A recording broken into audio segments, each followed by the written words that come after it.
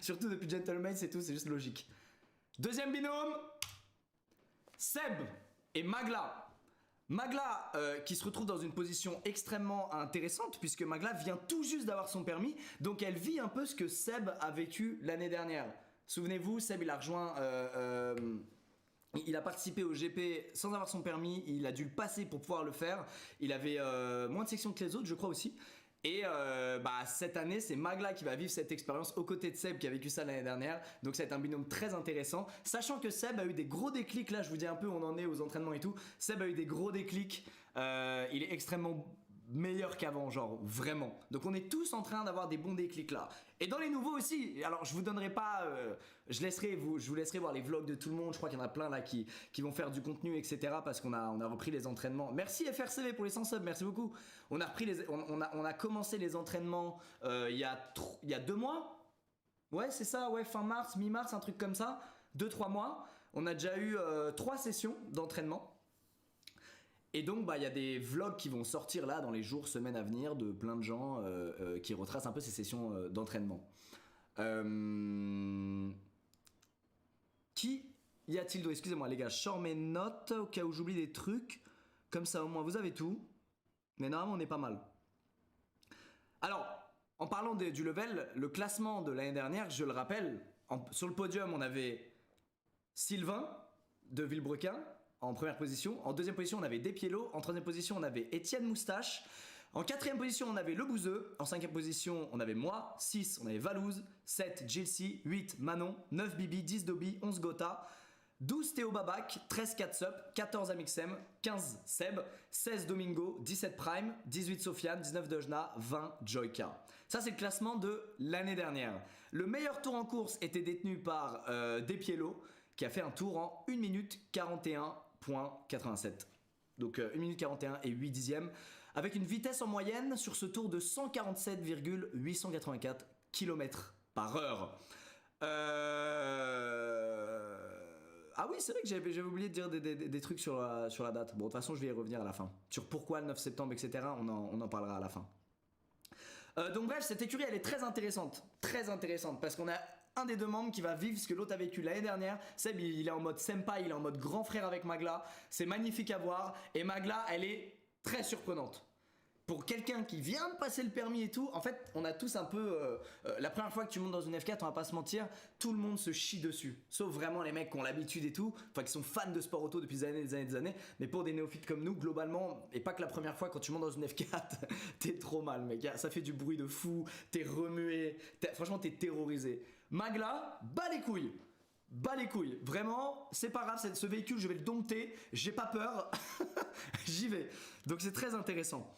Troisième écurie, on a le retour de Bouzy et de Catsup. Bouzy qui est très très fort, attention, qui est un vrai challenger pour essayer de remporter cette pole position ou à minima ce podium. L'année dernière il y avait échappé et je pense qu'il avait perdu un peu sa confiance en lui parce que souvenez-vous au qualif il avait fait un bac, le Bouzeux.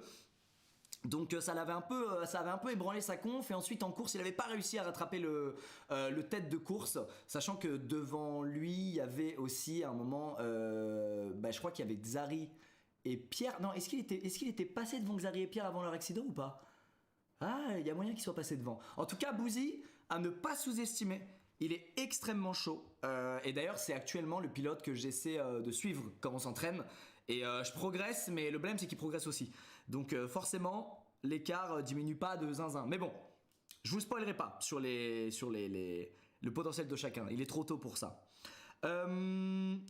Catsup, qui l'année dernière, j'essaie de retrouver où elle a fini. Elle a fini 13ème Catsup l'année dernière. Mais Catsup c'est un peu comme Magla. Mais en fait, ouais, c'est comme Magla, comme Manon. Ils sont genre... Ils s'en battent les couilles quoi. Elles ont pas du tout d'appréhension. Elles bombardent. Franchement, elles me font peur.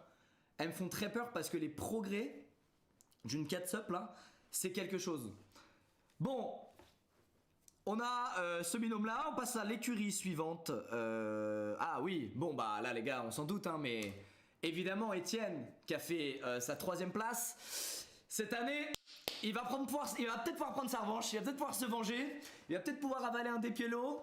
Sachant que là, il est déterminé. Il vise la première place. Il est vraiment à fond. Il paramètre tout. C'est lui qui. On a un serveur tous ensemble où on s'entraîne. Même en amont de nos entraînements GP, avant d'aller, vu qu'on s'entraîne sur des nouveaux circuits cette année à chaque fois. Il setup tout le serveur. Il met la map. Il cherche les meilleurs paramètres de voiture. Il fait énormément de simu. C'est vraiment, je dirais, Étienne, le pilote actuellement qui est le plus assidu, qui a vraiment une approche scolaire du truc et qui veut se donner les moyens d'atteindre cette première position. Et je suis très content qu'il puisse cette année avoir une chance de l'avoir et de se venger par rapport à l'année dernière, sachant qu'il a progressé. Il a bien trop progressé.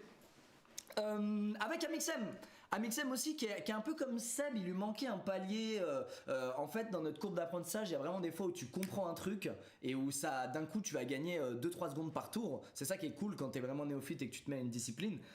C'est valable pour tout, hein, pas que pour le sport automobile, mais d'un coup tu comprends quelque chose que tu faisais mal, tu le fais mieux et du coup bah tu gagnes 2-3 secondes par tour. Là où des Sylvain, des Piello et même Étienne, ils donnent tout pour être meilleurs, mais ils sont déjà tellement bons que franchement quand ils gagnent, là ils peuvent aller encore chercher une seconde, voire même juste quelques dixièmes, tellement ils sont déjà forts. Alors que des Seb, Amixem et tout, ils ont des courbes de progression qui sont beaucoup plus battantes, parce que tu les vois pas venir. C'est-à-dire qu'ils stagnent un peu plus longtemps, et d'un coup ils ont le déclenchement, bam bam, et ils gagnent 3-4 secondes par tour, et tu fais, ouah merde, ah oui c'est Jumbo qui a crié. Ils gagnent 3-4 secondes par tour. Et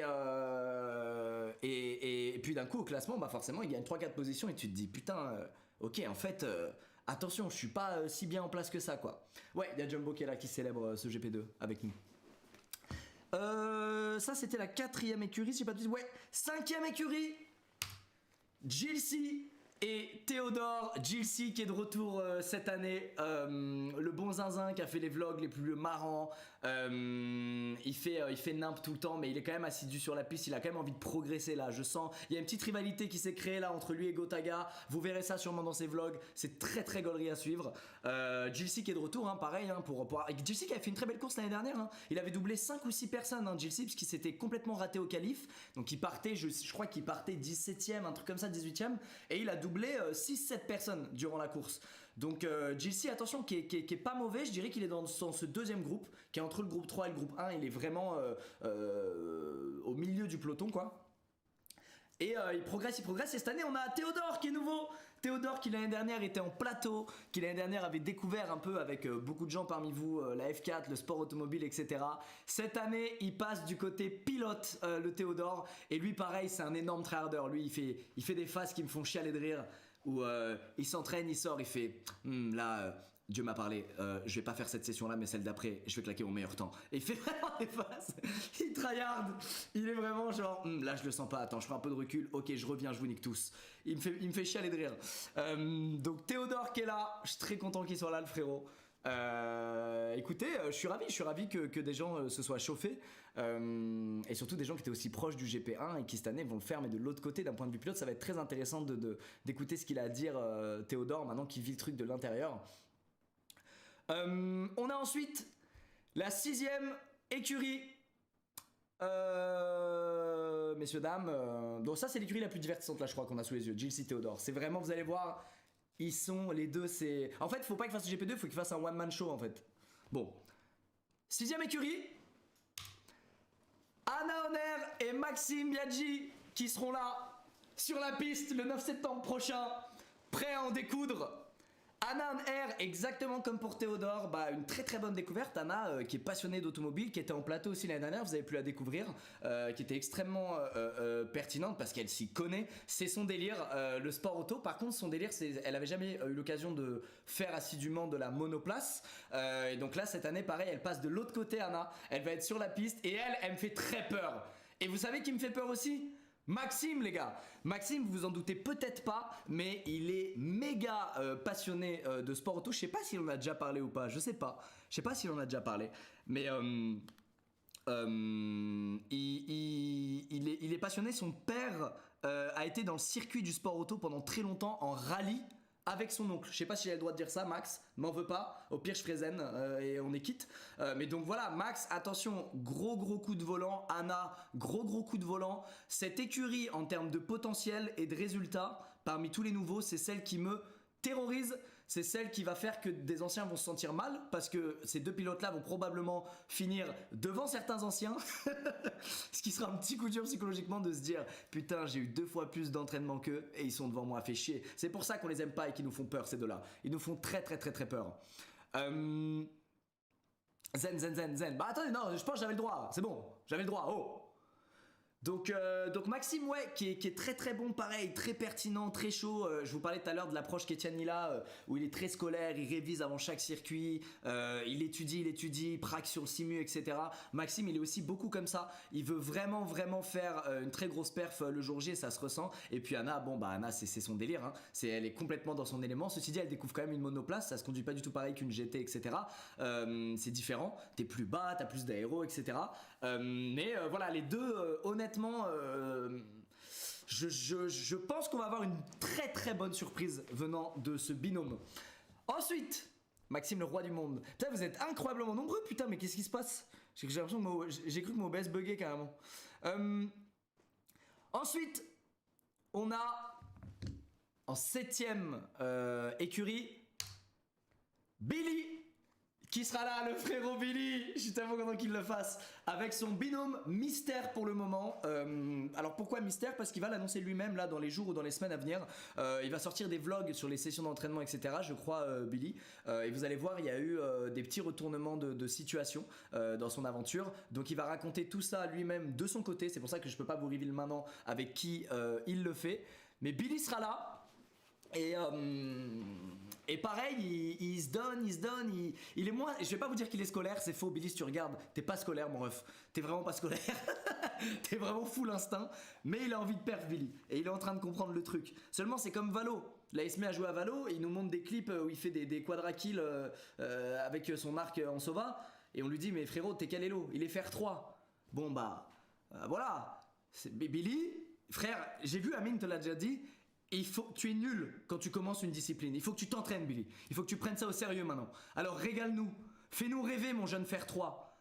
Fais-nous rêver le 9 septembre prochain. Malveillance. il joue son Yoru là tout le temps là. Il met son ulti comme de la merde et ça passe à chaque fois. Putain, ça me rend fou. Oh là là là là. Ceci dit, Billy se met à me tabasser sur Smash et ça les gars... ça c'est très dur. Faut savoir qu'on a acheté une Switch spéciale, on l'appelle la Switch Le Mans. Et chaque week-end il y a 2 tournois. Il y a évidemment les temps en piste, on s'entraîne 2 jours de suite. Et il y a le soir du premier jour un gros tournoi Smash qu'on fait à chaque fois dans ma chambre, c'est la tradition. Et Billy, c'est très serré. C'est très serré. Et je sens que s'il joue un peu plus à Smash, il me fume définitivement. Mais là c'est serré. Des fois je gagne, des fois il gagne, des fois je gagne, des fois il gagne. Enfin bon. Billy qui sera là avec un binôme mystère qui vous annoncera lui-même, mais je pense que vous allez être agréablement surpris. Ensuite on aura, les amis, les sœurettes. Qu'est-ce que vous voulez que je vous dise? Les sœurettes Baguera et Orti, évidemment, qui veulent en découdre. Et alors elles, c'est exactement comme Magla, elles ont passé le permis là. Tout juste le permis. Non, je crois qu'il y en a une qui vient de l'avoir, l'autre qui l'a pas encore, qui va l'avoir dans pas longtemps. Donc bref, elles vont avoir une marge de progression qui est stratosphérique. Elles ont pas conduit encore. Alors rassurez-vous, elles ont des sessions de rattrapage. Elles auront au final le même nombre de sessions que nous. Mais voilà, Orti et Baguera pareil qui veulent en découdre, qui sont des tryhardeuses, vous l'avez vu, vous les connaissez. Donc une écurie de nouveaux et de vrais nouveaux quoi. Genre pour qui c'est carrément nouveau de conduire une voiture tout court, pas qu'une F4. Donc ça va être intéressant. Moi j'aime beaucoup suivre la courbe de progression des. Plus les gens partent de loin, plus je trouve ça intéressant de suivre leur évolution. Et d'ailleurs j'espère qu'elles sortiront peut-être un jour du contenu autour de ça pour qu'on check leur histoire, un peu comme Sofiane et Seb avaient fait l'année dernière, puisque c'est eux qui partaient le plus loin en fait. Donc c'est toujours très intéressant. Gros flow cette équipe, oh que oui. En 9ème écurie, on a Mr V et Theo Juice qui font le GP Explorer 2 cette année. Ça va tryhard fort. Qu'est-ce que je peux vous dire à part que Yvick nous fait pleurer de rire durant les entraînements. Yvick pareil qui est comme je vous ai dit, la première fois que tu montes dans une F4 en réalité c'est jamais un moment hyper agréable. C'est tellement de nouvelles sensations, t'as très peur, t'es tendu, tu te contractes, le soir t'as trop mal au cou et tout. Yvick là il avait ça à la première session d'entraînement et dès la deuxième fini, il était en mode full smile, comment je fais pour progresser, réexpliquez-moi ce qu'il y a à savoir, je veux bombarder. Donc il est très chaud. Et Théo qui a pas encore conduit là actuellement, mais qui va commencer là prochainement, pareil, qui va avoir des sessions de rattrapage. Donc je saurais pas vous dire ce que ça donne Théo dans une voiture, on l'a pas vu encore. Mais en tout cas, il était ravi de l'opportunité, Théo. Il a grave envie de tryhard aussi. Donc je suis content. C'est dans l'esprit de la compétition là. Tout le monde a envie de se donner. Et sachant que pour les nouveaux, ils ont vu le GP1. Ça veut dire qu'ils ont vu la course, ils l'ont suivi. Donc ils prennent encore plus au sérieux l'exercice que nous l'année dernière parce qu'ils ont vu la course et qu'ils ont envie le jour J d'assurer quoi. C'est marrant. Il y a une vraie diff. Le chat défile vite. Le chat défile vite.